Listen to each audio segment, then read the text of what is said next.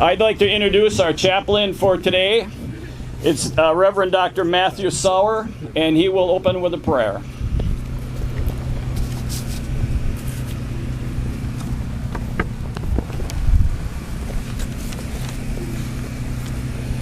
On this sacred day, let us pray.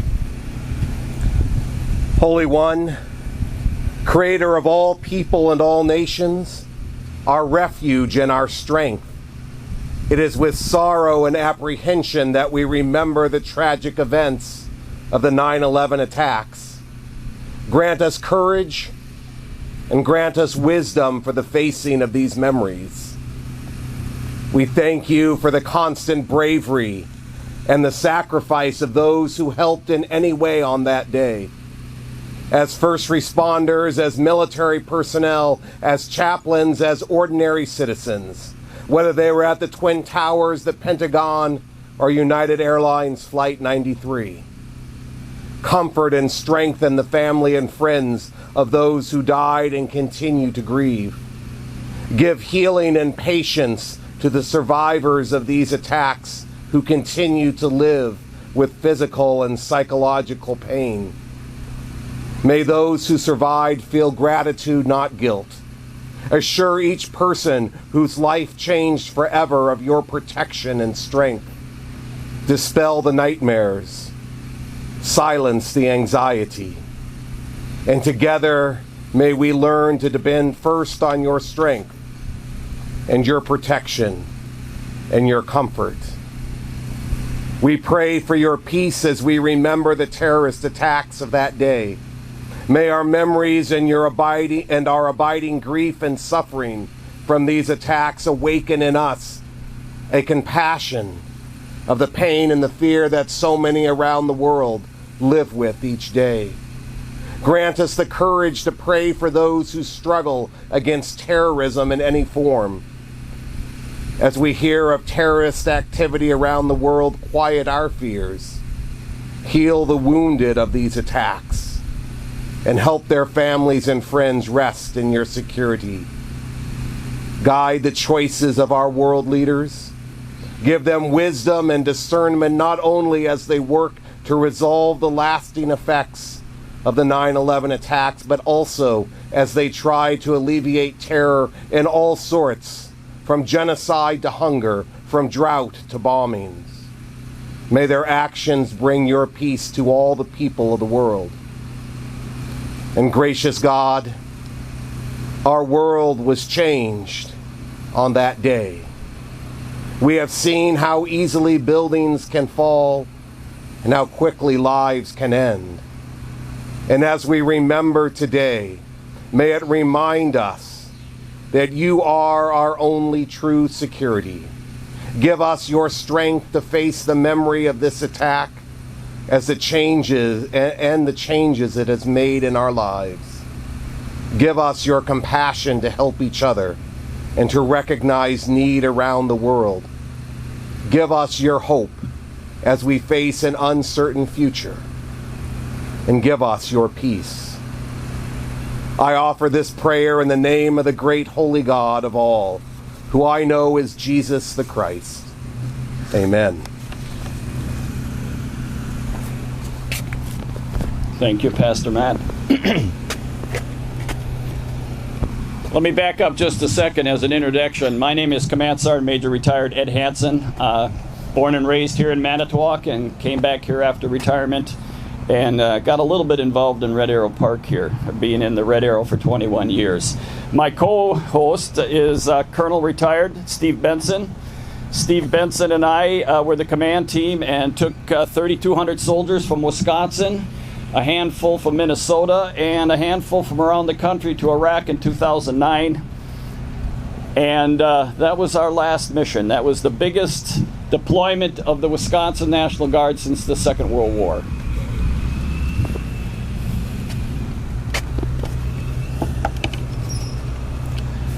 "20 years ago today, terrorists attacked America.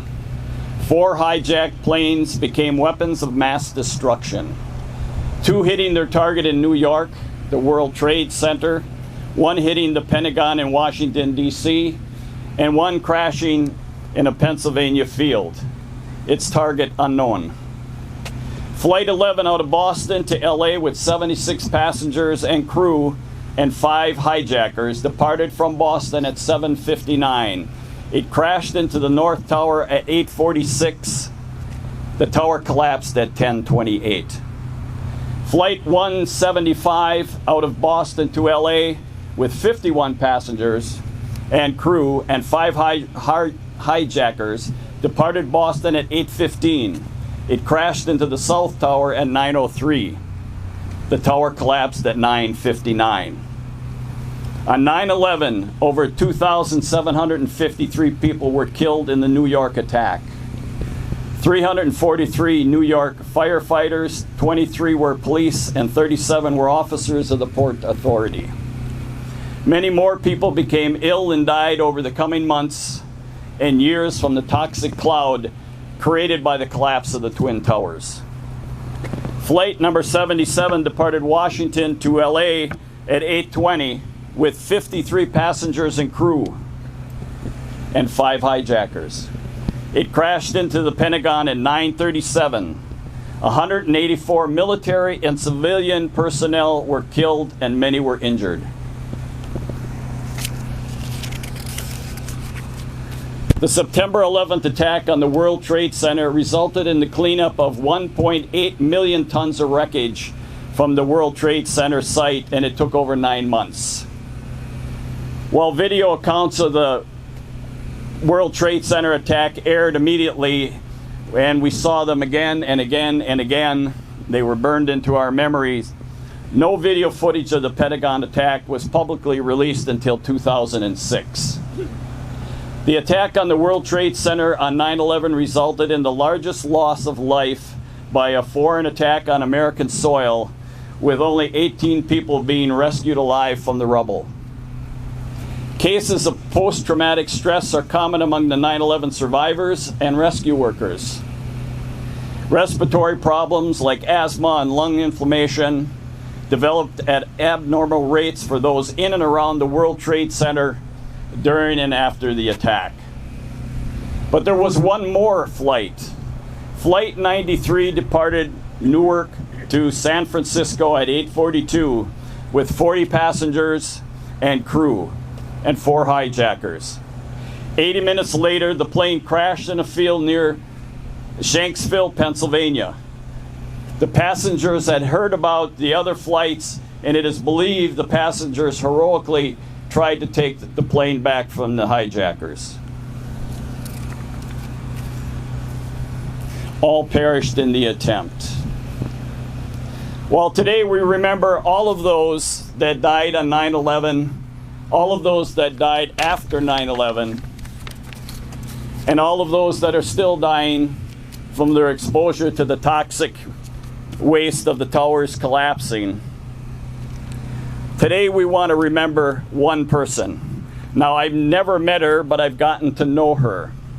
It happens about 2 years ago, Jeff Edgar had in his possession a tree that was a sapling from the only surviving tree at Ground Zero, a flowering pear tree. And through Dennis Hardy, who was one of our volunteers, asked if we wanted to plant a tree in Red Arrow Park. And the answer was absolutely yes. So we got the tree and we planted it, but we wanted it to be dedicated to someone. It happened that Jeff, when he was out in New York at a conference, met Christine Snyder, who was also out there for an arborist conference. It happened that Christine was on Flight 93 and never made it back to Hawaii. She died that day. So this morning, we want to focus on Christine, and we are honored to have her mother and her brother here with us this morning. And if I could ask them please to stand up.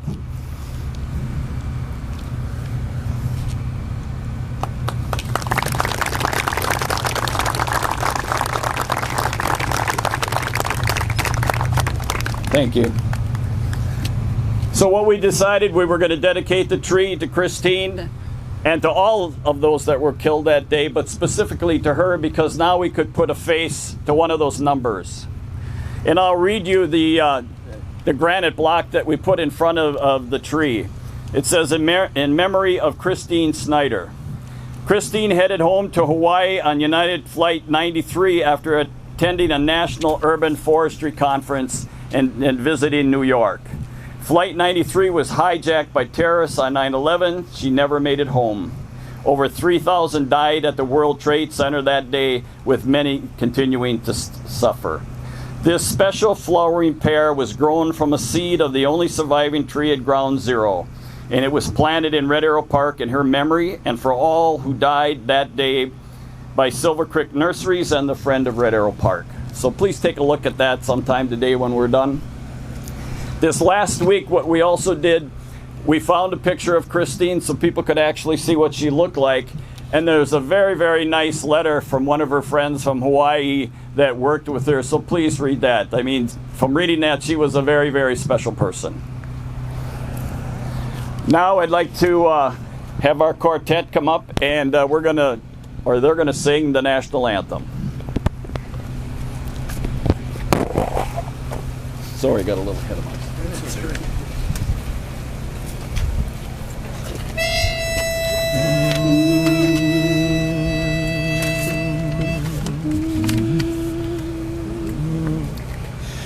Oh, say, can you see by the dawn's early light what so proudly we hailed at the twilight's last gleaming, whose broad stripes and bright stars through the perilous fight o'er the ramparts we watched were so gallantly streaming,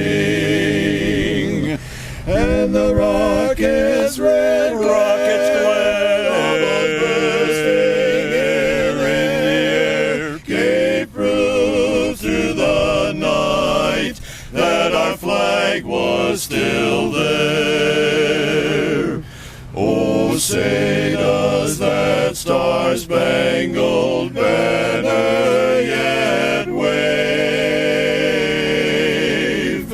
o'er the land of the free and the home of the brave?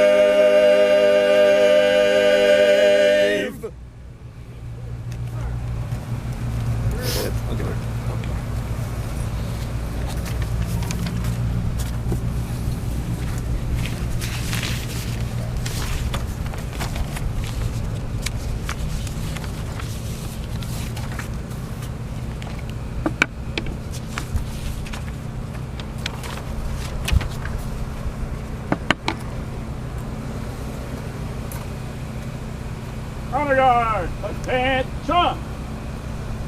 Honor the fallen. Detail, report arms. Ready. Aim. Ready.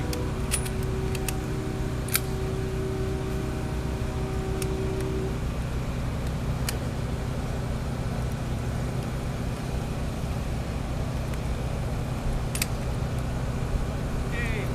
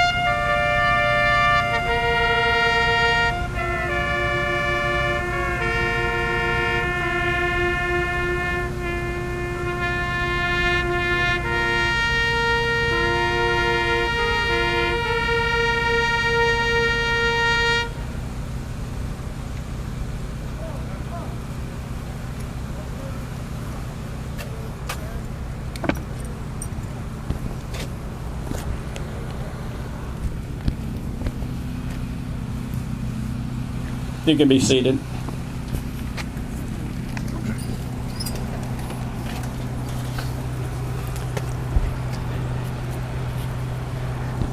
Next, I'd like to recognize a few VIPs we have here this morning. Manitowoc Fire Rescue Chief Todd Blazer. If you could stand, please. Manitowoc Police Deputy Chief Jason Freeboth.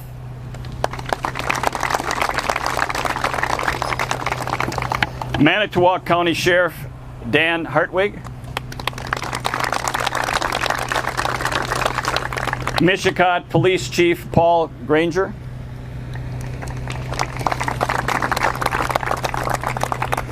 Village of Cleveland President and Acting Chief Jake Halsman. And Officer Jacob Schlegel.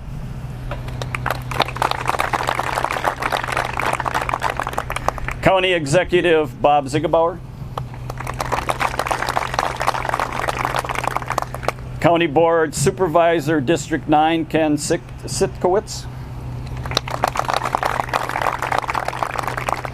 City Alderman and Manitowoc County Board Chairman Jim Bry. City Alderman Eric Sitkowitz. And our Mayor, Manitowoc Mayor Justin Nichols.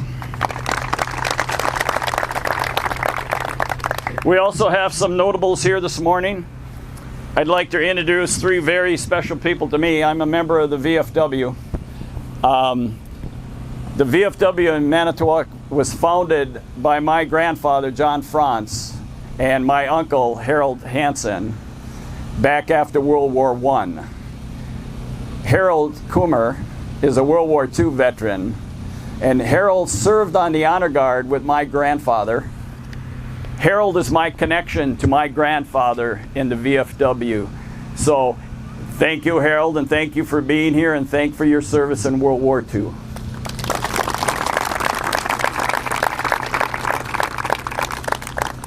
Next to him is Alan Carl, Korean War veteran, also in the VFW. And Franny Orth, also a Korean War veteran.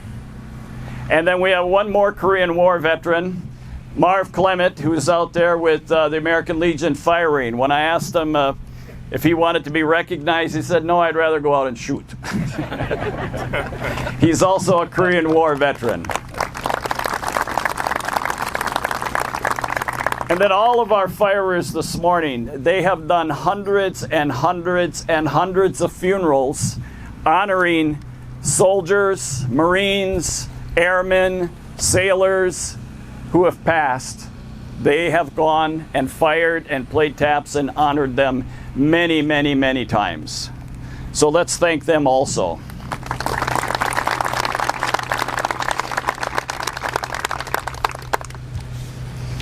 All right, next. Mayor, you're on. Thank you, Ed.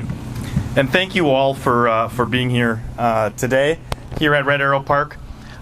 We're here today for kind of two reasons, but at the end of the day, it's really comes down to one main reason. We're here to remember all those who lost their lives 20 years ago today, on 9/11, 2001, and we're also here to dedicate this park. And what those two have in relation is community. What we saw in the aftermath of 9/11 was a nation come together.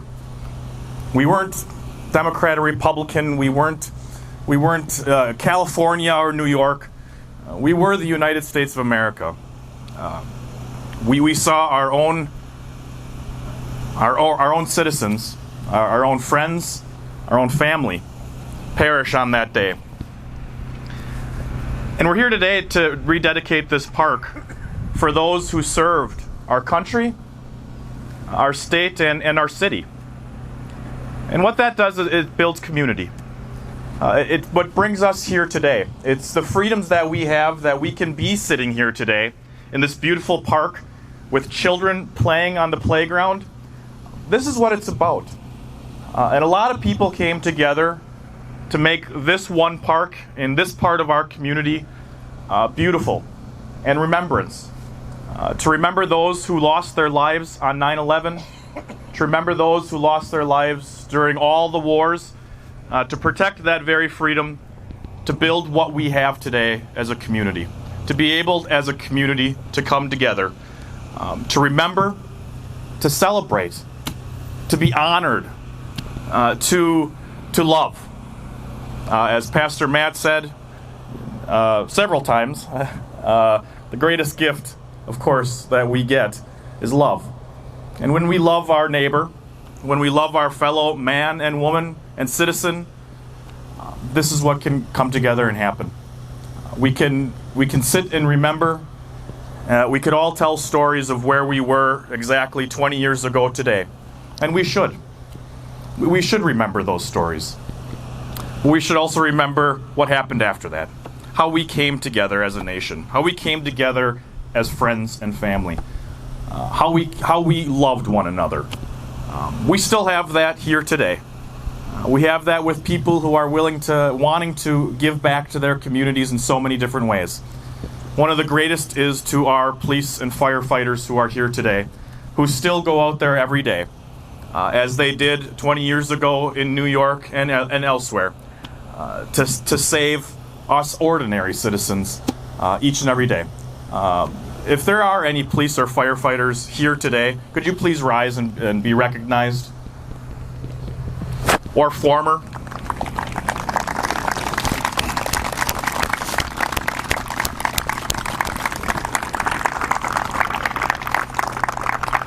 These are the men and women who are protecting our communities every day.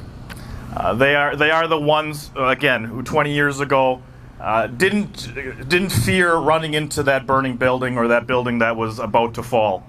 They were the ones who their number one goal was to save people like you and me, just average, everyday citizens of their community. So thank you. Thank you all for what you do every day.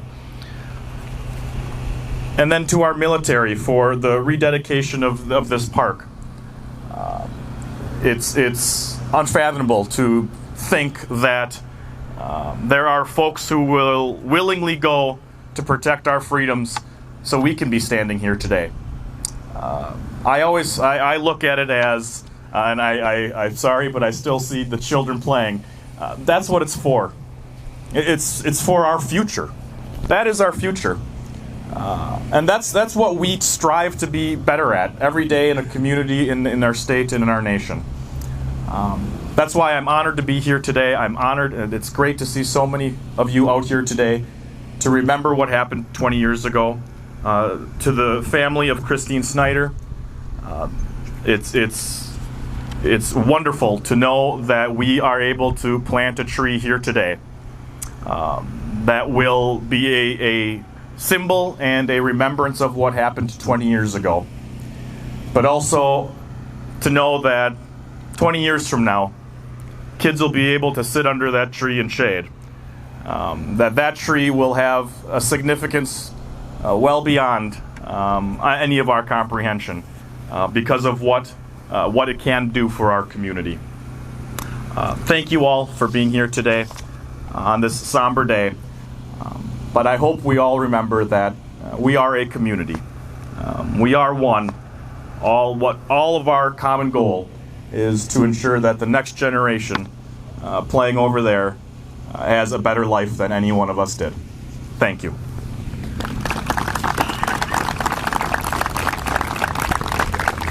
Thank you, Mayor.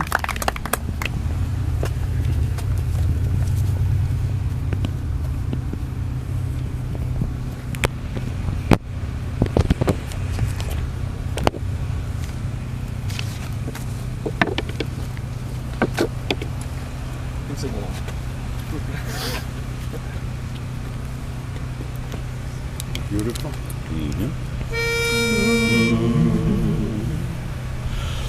Oh, beautiful for spacious skies, for amber waves of grain, for purple mountain majesties above the fruited plain.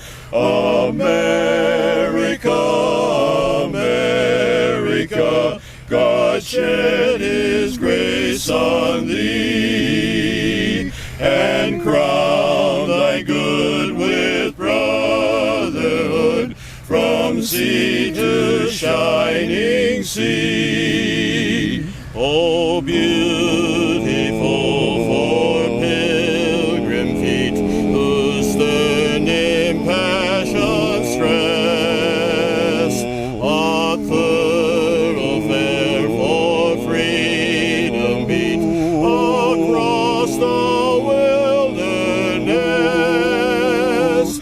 America, America, God shed his grace on thee, and crown thy good with brotherhood, from sea to shining sea.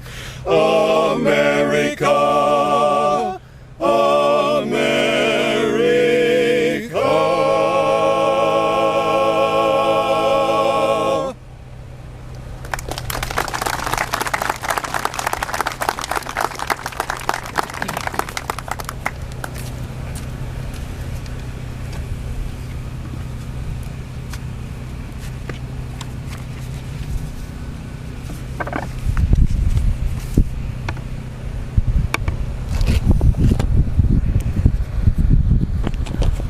I'm going to have Colonel Benson come up.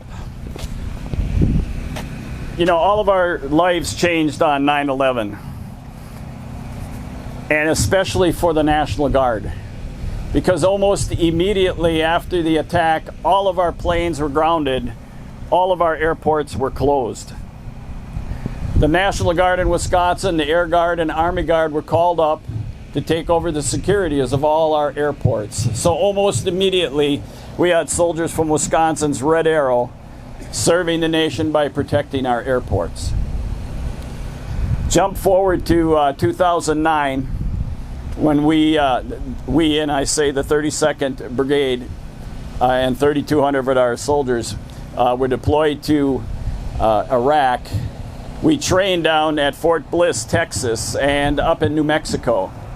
And it was a tradition at Camp McGregor to paint the logo for your unit. So we tasked a very talented captain. Her name was Carrie Dimer, and she was tasked with putting together a mural that represented all the units that we were taking to Iraq. I got to know her because as the Command Sergeant Major, I had a vehicle, a big van, and I got to move people around when they needed to move. And I happened to have to take Captain Dimer to go get her supplies to create the mural that we have over there that was created by Aaron Labonte. And I was just impressed with her.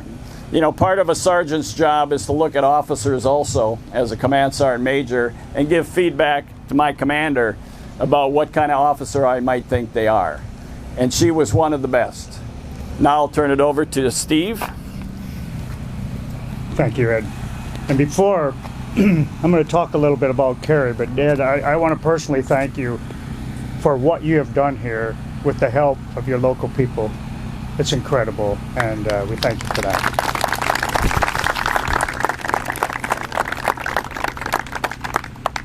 So as a brigade commander, it's hard to get to know all of your soldiers.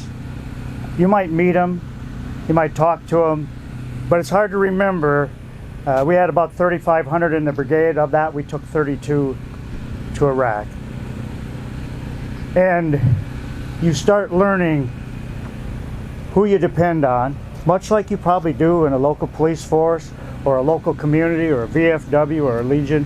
You learn who are the people that when push comes to shove, you know you can depend on. And one of those people were Carrie Dimer.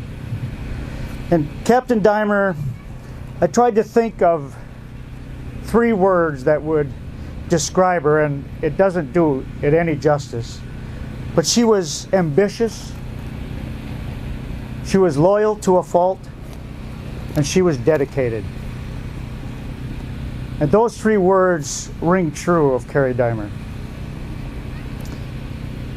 She was a logistician by trade in the military, and she was good at her job. And her peers trusted her. Her peers looked to her. And for me as a commander, I had a mix of men and women. We had multiple services. We had Navy, we had some Coast Guardsmen, we had some Marines, we had Army people. And you learned that we were very diverse. And amongst those, the majority were men, but we had about, I'd say 15% of ours, 15 to 20%, and I should know that exactly, but I apologize, were women. And a lot of them young girls, between the ages of 18 and maybe 22. And much like, you know, the NCOs, the Sergeant Major and I, it was easy for us to counsel a young man. But it was much different with a young woman. And so some of these girls had a difficult time. They had a difficult time. They missed their family, they missed their friends. Every once in a while they would get into trouble, do some things that the Sergeant Major didn't really approve of. And so I needed somebody that I could trust to mentor and to coach and to guide these young girls. And Carrie was that person. And she did it very well. She was firm but gentle. And I watched her in action, and she just amazed me with what she could do with young lives. And she was a great loss. We lost Carrie about a year after we got back, and Carrie had lung cancer. She was way too young, and we will always miss Carrie. But as Ed mentioned, she had an artistic character, and if you look off to the center here, between here and the playground off to your left, is the mural that she painted. And there are a handful of people with t-shirts that have that on the back, and we put that on our brigade t-shirt when we came back. Every soldier who wanted one got a t-shirt like that, and it has her mural on the back. And I encourage you to go read it. I put together just a short synopsis of Carrie, but I will tell you that she was amazing. And so to Jim and Judy, I know her sister and her brother are here, and some of the other family, thank you for being here. And if you could, I'd just like to stand up so people could see this is Carrie's family, and we really appreciate you being here. Thank you, Judy. That's okay.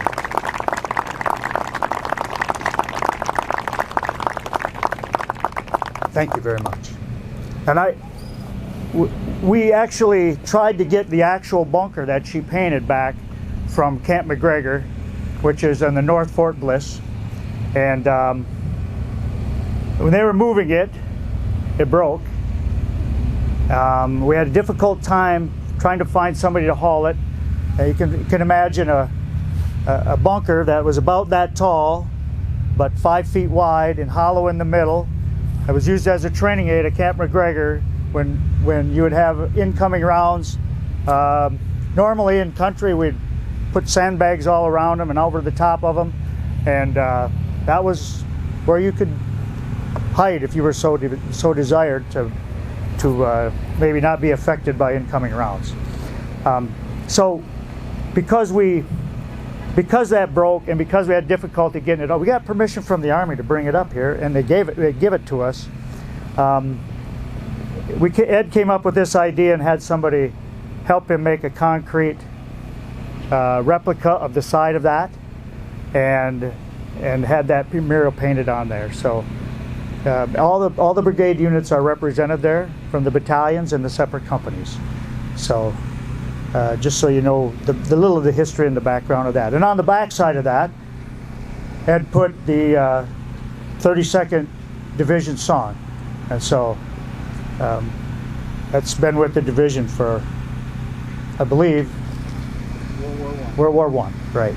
So, and we've got Berlin Crisis Soldier back here on the building. I don't know Specialist Hirsch. Specialist Hirsch. So, thank you, Ed, for doing all this. And thank you to the Dahmer family. Your sacrifice continues, I am sure, as does anybody who has lost a family member. So thank you for being here.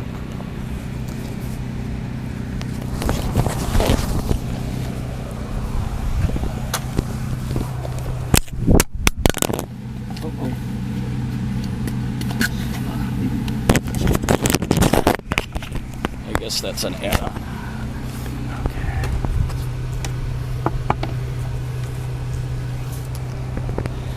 We got a little change on our program this morning. The last thing we were going to do is dedicate a new art piece and memorial in the park. And as you can see, we have the two posts there, but John Perutka, who is our artist and is putting this together for us, had some issues. It's all going to be out of metal. It's going to be a flag, and it's going to have like a face coming out of it representing the National Guard. And as the Colonel said, we have not fought a war in this country where the National Guard hasn't deployed and made the difference. If you read the signs about the Villa Verde Trail, when they fought that battle, they already had 550 days in combat. Nobody went home unless you were killed or injured to the point where you couldn't serve, because you would be hospitalized. Once they fixed you, you went right back to your unit, you went right back to the fight. So what those men endured for 654 days of continuous combat in the 32nd Division in World War II is just phenomenal. No unit ever in the United States military has served that many continuous days in combat. Second is Minnesota, and they're behind us by over 100 and some days. So it's Wisconsin's National Guard, and at that time we had elements from Michigan that have again and again and again have made a difference in the wars this nation has fought. Now we come to the very last part of our remembrance and dedication this morning, and this is for mourning, and this is MOURING, mourning, because what we're doing this morning, I'm sure their families have been mourning for years, is the loss of 6 Red Arrow soldiers during the war in Iraq. I'm going to turn this over to the Colonel, and we will speak to each of those soldiers, because I knew them. I knew all of them, and the young sergeants especially, because part of my job as the Command Sergeant Major was to look at sergeants to see who should be the next staff sergeant, or the next sergeant first class, or the next first sergeant, or the next sergeant major.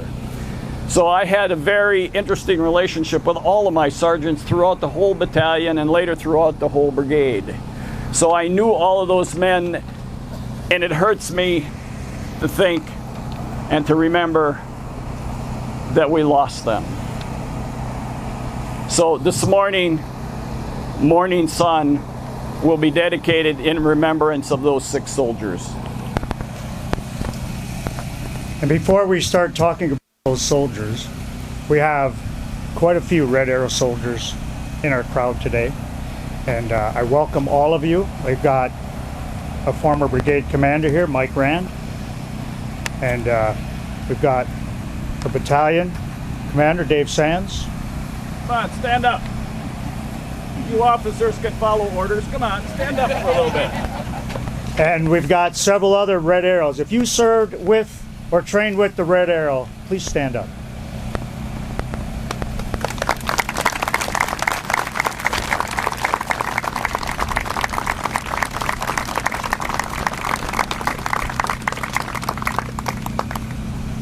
Thank you very much. So this morning, I want to thank 2 Gold Star families for being here. Mrs. Brockman, your husband, and Mr. Wenley. Thank you for being here. And we owe these families a great debt of gratitude. For as soldiers, we give. But when we're gone, and especially when we give all, our families continue to give and give and give, because that memory never goes away, as you know. So I'd like to talk about 6 soldiers, and I'm just going to be brief and short. The first soldier we lost in the War on Terror was Staff Sergeant Todd Olson from Loyal. Todd was killed in Samara, in the area of Samara, Iraq. Had a patrol base named after him following his death, Patrol Base Olson, which was in Samara. But Todd was leading a squad on a dismounted patrol, and an explosive device took his life. Todd was killed on the 27th of December. And if you go to his grave in Loyal, you'll see on one side there's two different dates. There's the 26th and the 27th. For it was one day in Iraq and the day before here. Okay? So Todd was a staff sergeant. He was a loan officer. He had 5 children. The youngest, when he passed away, was, I believe, 5. And Nancy, I wish Nancy was here. Nancy, his wife, is a very strong person, and I know the other Gold Star families know her well. So that was Todd. Came out of the unit in Neilsville. The second soldier we lost was from Fairchild, Wisconsin. His name was Charles Kaufman.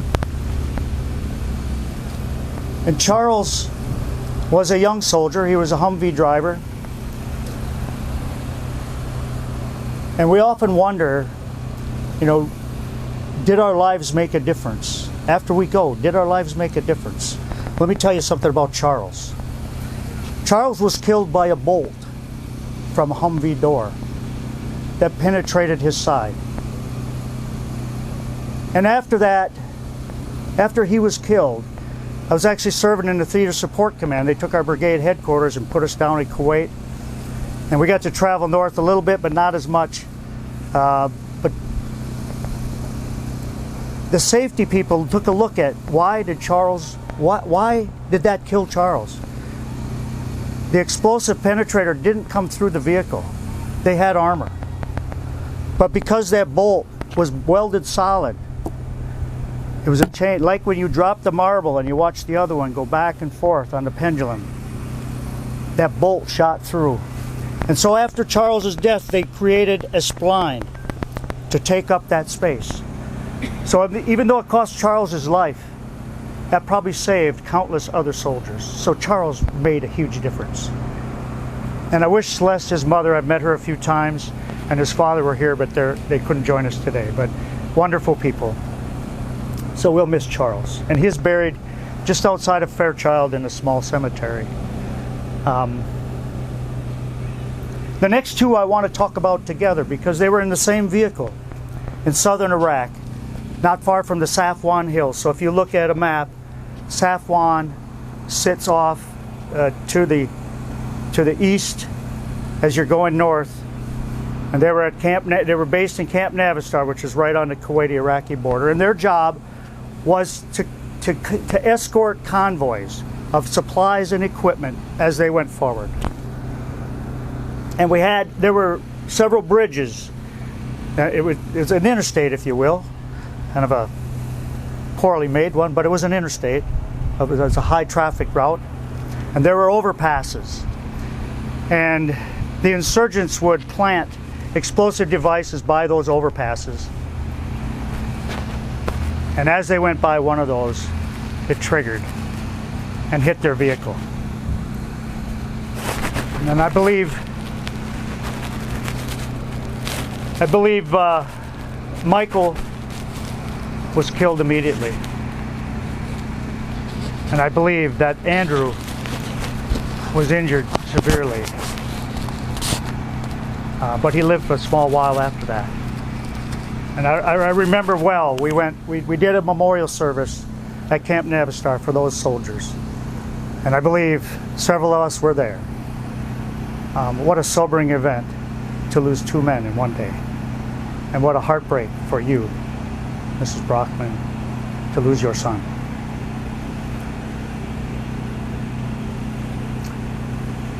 And for you to lose your son. The two were a team. They worked together, and unfortunately, they gave all together. So thank you very much for being here, both of you. both families. Andrew is buried in Ripon, I believe, or close to it. And actually, Sergeant Major and I did make it to their grave. And same with Michael's. And Michael is buried by Mayville. I'm trying to remember which one's up on the hill. That's Michael? Yeah, beautiful spot. And Andrew is also kind of on a hillside. Beautiful spot. And when you go to those graves, the soldiers that fought with those leave little mementos on the gravesite. A great tribute to what they thought of their fellow soldier. So thank you to both of your families and to your great sacrifice. The fifth soldier I want to talk about was Sergeant Ryan Jolpek. Ryan's father was also served in the 32nd. And Ryan was killed on August 2nd. I got to back up. September 26th, we lost Andrew and Michael. I failed to say that. But Ryan we lost on August 2nd, 2006. And when you change, when you roll from one unit to the next and hand the mission off, you do a battle handover. It's called a right seat. We call it right seat, left seat ride. For the people that are going to replace you coming in after your year of service, ride in the right seat with you or sit to your right and watch how you do your job. And then they take over and you ride in the right seat and they take the left seat and they do the job and you help them learn it and you hand over and what to watch out for and who is there, who's important, why is it important. And this had been done. This had been completed. And Ryan said he didn't have to. It wasn't his mission. But he said, I want to go one more mission.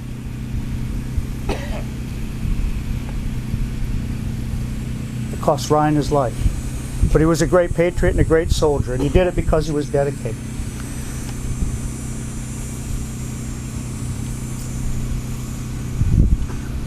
Ryan is buried in Merrill, Wisconsin. A small grave. The last soldier I want to talk about was not an enemy fire loss, was a non-combat loss. His name was Master Sergeant Brian Natesman. And Brian was a full-time Guard soldier. He worked full-time at the Armory in Sussex, I believe. And he was a mentor of soldiers. Soldiers looked up to him. Soldiers asked him questions, and he was almost like a mother hen to his soldiers.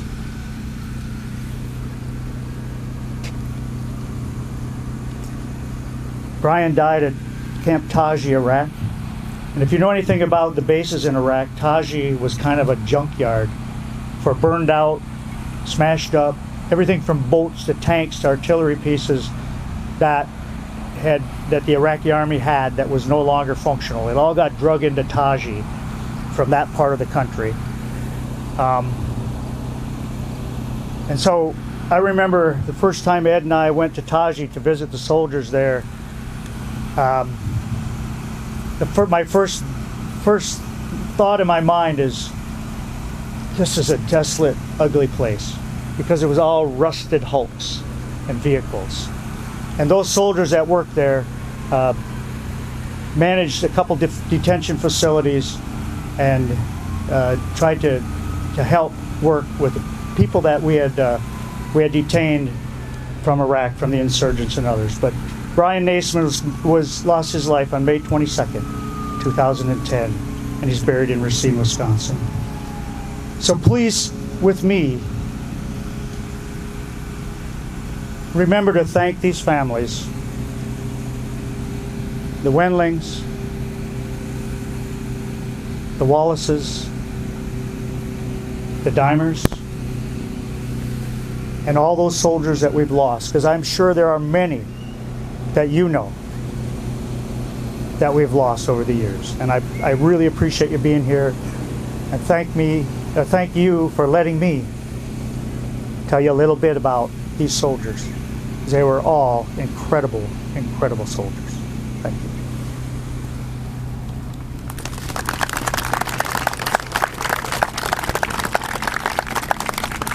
Just last quick thing, when did we create this? If you look on the side, it says Dawn of the Red Arrow, 1917. So within those 8 inches of black granite, we come out almost 100 years later. And during that whole time, again and again and again, Wisconsin, and then Wisconsin, Michigan has supported this nation. You have to realize during World War I, there were thousands of casualties. And sometimes the numbers get so big we forget that each number is a person. And that person had a family. And that's what hurts. So hopefully in a small way, what we've did here today to honor these men who fought for this country and all the veterans of the 32nd who fought for this country, that we remember them today on this most sorrowful day 20 years after 9/11.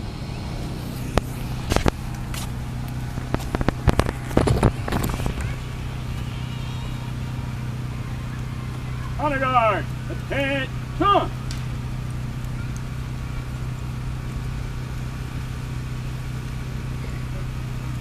Honor the fallen. Take down. Sword, arm. Ready. Aim. Ready. Aim. Ready. Aim.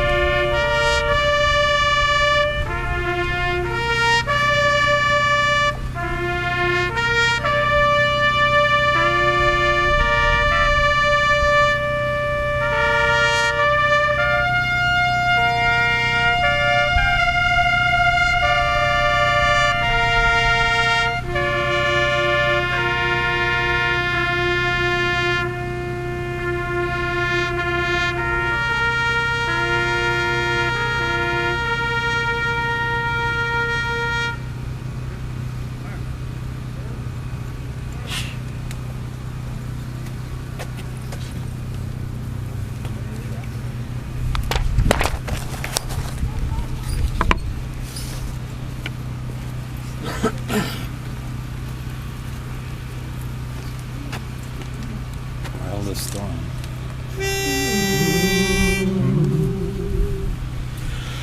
While the storm clouds gather far across the sea, let us swear allegiance to a land that's free. Let us all be grateful for a land so fair, as we raise our voices in a solemn prayer. God bless America, land that I love. Stand beside her and guide her through the night with a light from above. From the mountains to the prairies, to the oceans white with foam, God bless America, my home, sweet home. God bless America, my home, sweet home. My home. God bless America, land that I love. Stand beside her and guide her through the night with the light from above. From the mountains to the prairies, to the oceans white with foam. God bless America, my home, sweet home. God bless America, my home, sweet home. America, my home.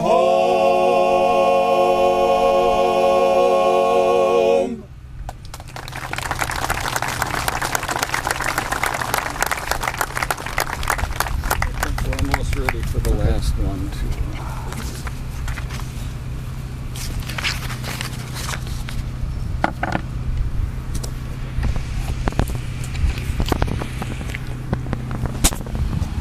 We're almost at the end of today's remembrance, and I want to thank you all for coming today and sharing this moment of tragedy 20 years ago. But hopefully we'll move forward with hope and have a better and a stronger country, and remember that we're Americans first. And that's how we've gotten through hard times in the past. It's always because we looked at each other, and I'm an American, and I'm going to help out a fellow American. So when you leave today, please take that with you. Be an American from now on. Let's work together and make this country what it always has been, just a great nation. I've spent my whole life defending it. I love this country, and I love its flag, and I love the songs, and I'm sure many of you feel the same way. But it's so good to have so many of you out today. And again, we have free t-shirts, books, and those. Please pick up something before you leave. I just want to mention a few people here that have been instrumental for making this all happen. I've got so much paper here.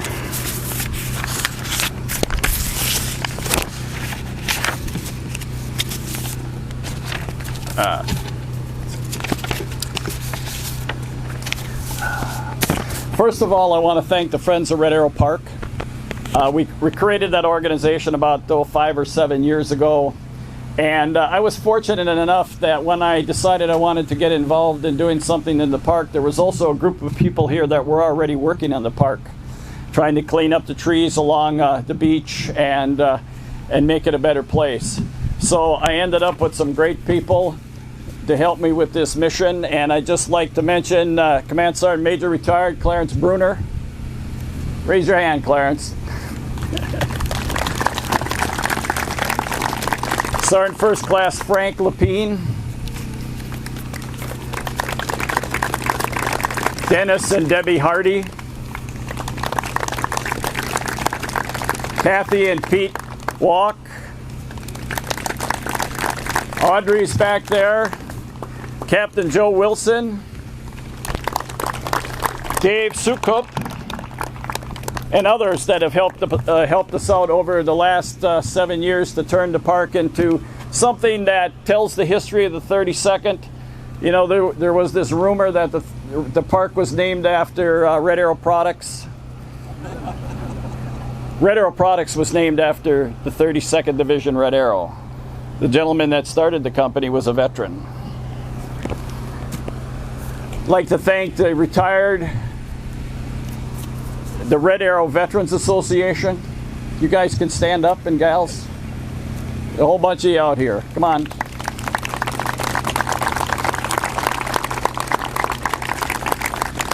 They have supported this project not only with their time, but Red Arrow Veterans Association donated funds for the last piece that we don't have yet. and we couldn't have done it without their generosity and their support. Seiler Brothers Concrete. Irv and I graduated from high school together, and Irv came through many times for me to either do it for nothing or to charge me just a small amount because he supported the park and he wanted to see it the way it is today. All-Star, let me back up a second. Terp Family Insurance, another interesting story. Tim Terp graduated with me. He was my insurance agent when I retired, moved back to Manitowoc. His father, who that cannon is dedicated to, never told him about World War II. It wasn't until his grandsons grew up that grandfather finally shared the stories and the pictures and the things that he did when he went off to war. S&C Concrete, they also helped us out, donated concrete to make the trail. I think they did the whole Villa Verta Trail. Some of that was paid for by the city, and some of that came through Friends of Red Arrow Park. All-State Rigging, they moved that 155 cannon from Two Rivers to here, and it was quite an adventure. Is Sam Gage out here?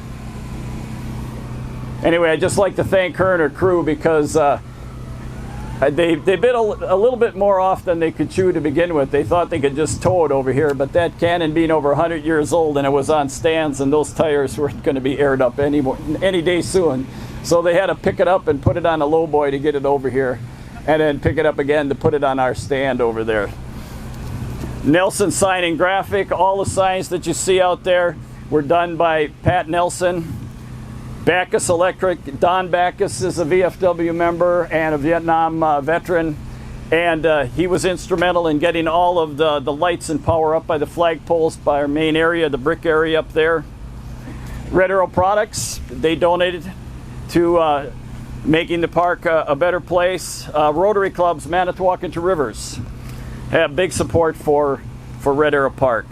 Steinley Birchbach, attorney Michelle, helped me out setting up a 501c3 to begin with when we were raising funds for the park, and I couldn't have done it without her. Jeff and Carla Lieben, the playground is awesome. Just thank you so much for bringing that in, and when I'm here working, cutting grass or doing whatever, watching the kids there, big and small, on that zip line, it just makes the heart wishing I was a little bit younger.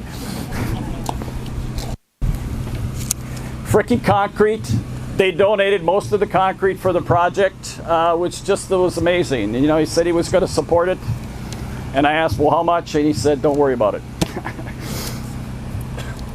Mark and Tina Burby helped out, and then VFW Post 659, American Legion Post 88, AMVETS 99, and Veterans, Vietnam Veterans of America Post 731.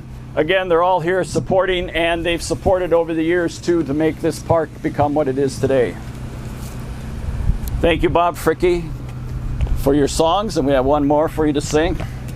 And then our trumpeters, Scott Ratzak, Kurt Lemke, and Matt Petula. Thank you. So let's close with a song, and then we'll close with a prayer.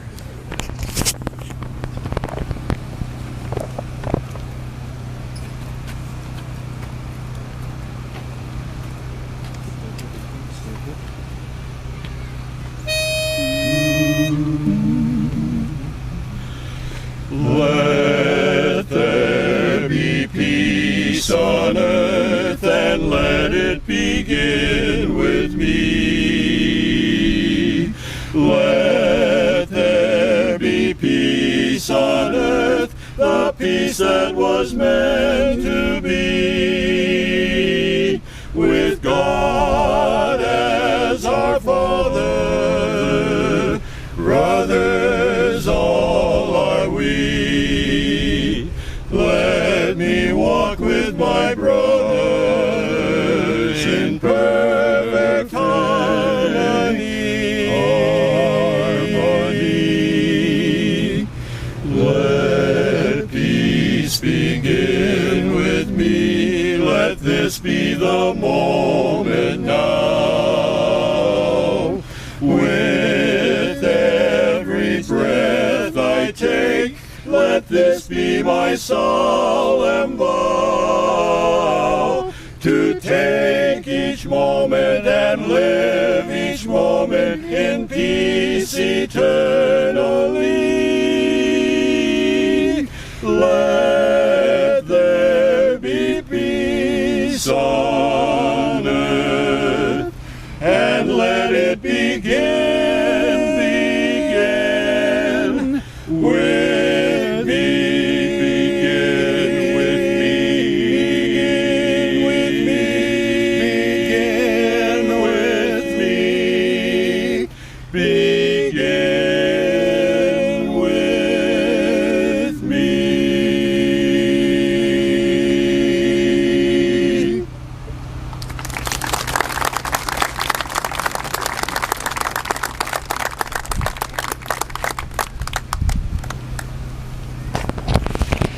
And before we have the chaplain come up, I just want to thank the Schneider family for coming, the Dimer family for coming, our Gold Star families for coming. You honored us today, and you gave great meaning to this event.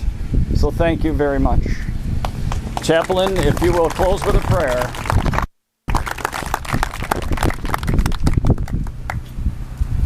If I can just take one personal privilege and just want to say a certain thank you. The closest I ever came to serving in the military was when I did my chaplaincy training at the Hunter Holmes McGuire Veterans Affairs Medical Center of Virginia. Try to say that fast a whole lot. But spent a year there listening and journeying with folks, and I just want to be able to say thank you to veterans that are here, that are all out here, that are everywhere. I want to be able to say thank you to first responders for the work that you continue to do as well. And I hope that the work that I do is providing in my own way a moral compass for this community, for providing gifts of hope, is to help keep that American dream alive, that we are a land for all people where freedom and justice prevail. So let us pray. As we prepare to leave this sacred moment, enable us, dear God, to put an end to terror and fear and hate. Let us resolve this day to live lives that are based on respect for one another. Let us resolve today that justice and not revenge shall prevail in our world. Let us resolve not to fall into the trap of blaming entire ethnic groups of races or religions in response to terror. Let us resolve that in the face of hatred, we will show love, so that in times of despair, we will all be voices of hope. Let us be the creators of new dreams, so that in times of darkness, we will be sources of light. And let us honor the memory of 3,000 some individuals who died on September 11th, 2001, by resolving with your help, Almighty God, to truly live as a community of hope, a community of compassion, a community of love. And God of all people, teach us to be patriotic, but humbly so that we may lift our voices with the voices of the world that spoke on that day so long ago and proclaim forever, today we all are Americans. Amen.